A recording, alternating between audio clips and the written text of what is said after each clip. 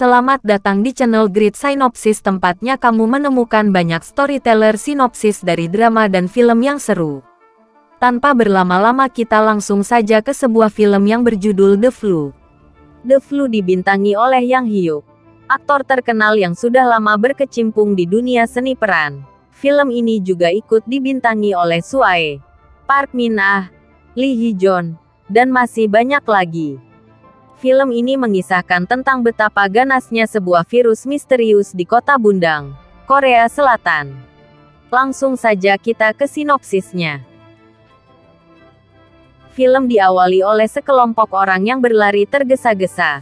Mereka pergi ke sebuah ruangan gelap. Di sana tampak seorang laki-laki yang sedang memberikan sebuah arahan. Tak lama laki-laki itu keluar. Ternyata sekelompok orang itu adalah imigran gelap yang akan diselundupkan dengan kontainer tujuan untuk pergi ke Korea Selatan. 9 hari berlalu kontainer itu sampai di Korea. Dua bersaudara Ju Byung-woo dan Ju Byung-ki merekalah yang menyelundupkan imigran gelap tersebut. Namun ketika membuka kontainer betapa kagetnya. Semua imigran gelap itu meninggal terkena penyakit misterius. Terkecuali imigran bernama Monsai yang masih bertahan hidup.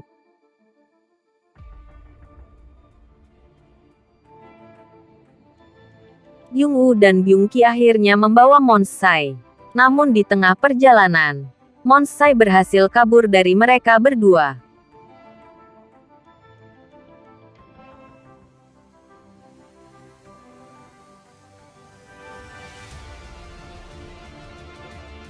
Byung-woo dan Byung-ki pun mencari Monsai ke sana kemari namun tidak ketemu. Di perjalanan mencari Monsai, Byung-woo mulai menunjukkan gejala batuk dan demam. Mereka berdua pun pergi ke klinik untuk membeli obat.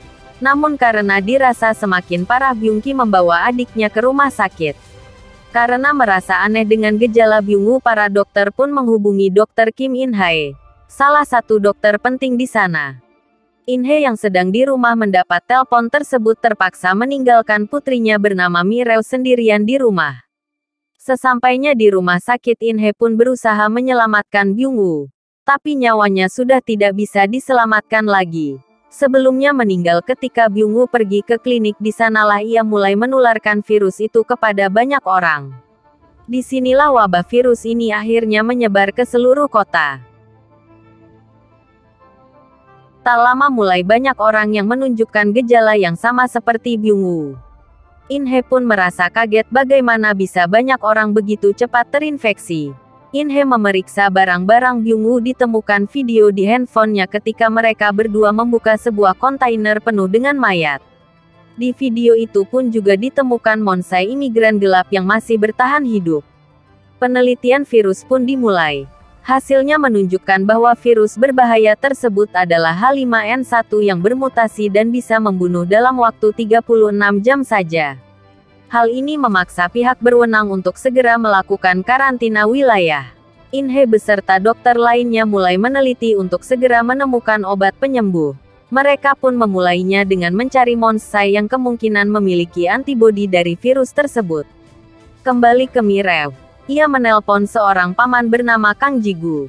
Ia adalah petugas damkar yang pernah menolong ibunya di sebuah kecelakaan mobil. Mire mengajak Ji-gu ke mall untuk makan siang. Namun tiba-tiba saja Mire mengalami gejala demam dan batuk.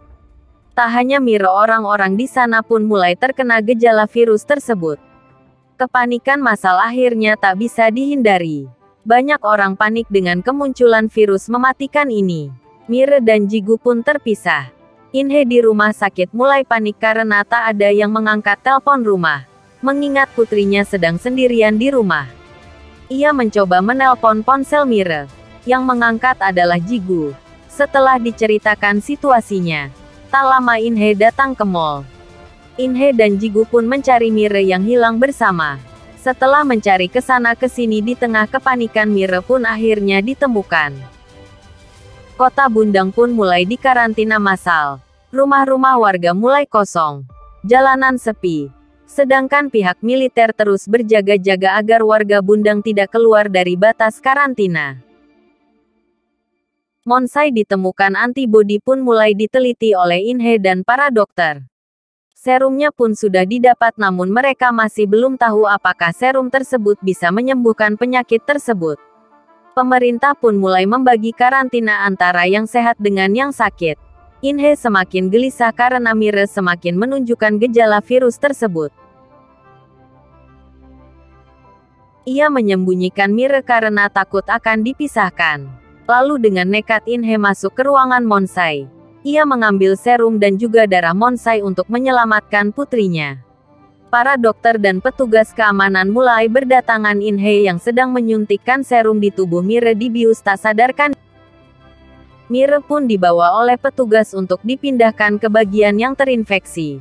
Cigu tak sengaja berpapasan dengan beberapa petugas yang sedang membawa mayat terbungkus plastik. Ia merasa tak asing ketika melihat sebuah bando yang jatuh. Ia itu adalah milik Mire. Jigu pun berlari mengejar para petugas. Dan betapa kagetnya dia. Ternyata di bagian terinfeksi tidak ada dokter maupun staf medis. Yang sudah terinfeksi dibiarkan tergeletak tanpa ada penanganan. Cigu pun mencari Mire hingga akhirnya ia keluar ke sebuah lapangan bola. Ia kembali syok, ternyata para mayat dibakar. Bahkan digotong dengan mesin besar begitu saja.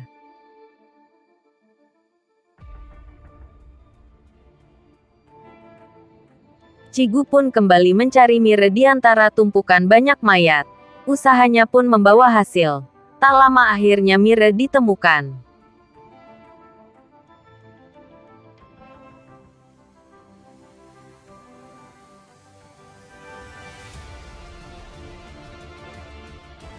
Kekacauan kembali muncul ketika seorang tentara yang bertemu ibunya di bagian yang terinfeksi.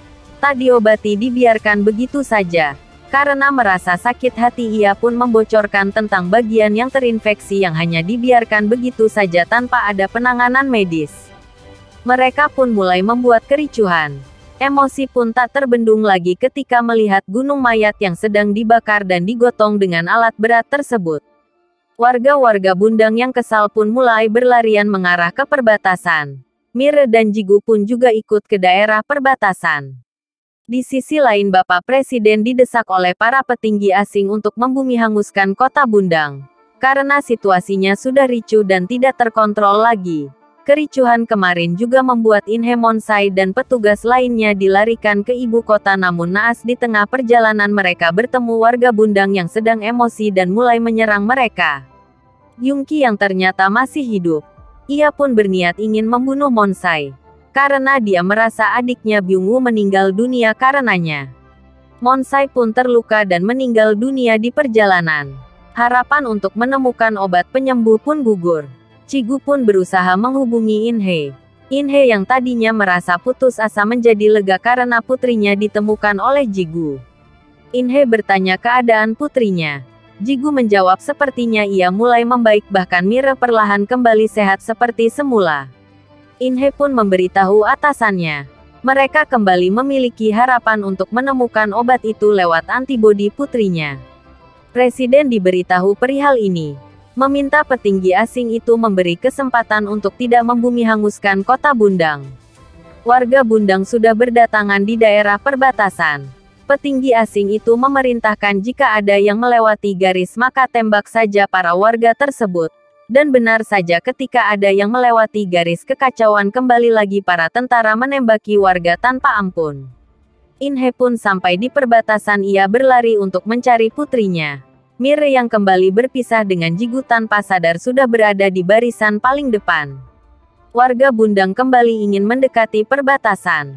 Mire pun melihat ibunya dari kejauhan, ia berlari mendekati perbatasan sendirian. Tembakan mulai menghujani mendekat ke arah Mire. Inhe terus berlari meminta Mire jangan mendekat. Sedangkan Jigu, yang juga melihat, ikut berlari kencang meminta Mire kembali dan akhirnya Inhe tertembak karena melindungi Mire. Mire yang melihat ibunya tertembak mulai berdiri dan merentangkan tangan memohon untuk tidak menembak ibunya. Situasi pun kembali tenang. Atasan Inhe pun mencari Mire lewat CCTV dan ketika melihat Mire yang sehat, ia memberitahu presiden bahwa masih ada harapan untuk Bundang. Namun petinggi asing pun masih ngeyel, ia pun memerintahkan tentaranya untuk membumi hanguskan kota Bundang. Presiden pun tak ambil diam. Ia meminta tentara pertahanan Korea untuk menembak pesawat tempur asing yang melewati kota Bundang. Dan petinggi asing pun mengalah kepada Presiden Korea. Perbatasan pun dibuka dijadikan tempat karantina kembali. Keadaan pun mulai membaik. Mire pun dijemput untuk diteliti antibodinya. Sedangkan Jigu dan Inhe pun tersenyum melihat Mire yang pergi. Langit indah pun diperlihatkan di kota Bundang. Film pun tamat.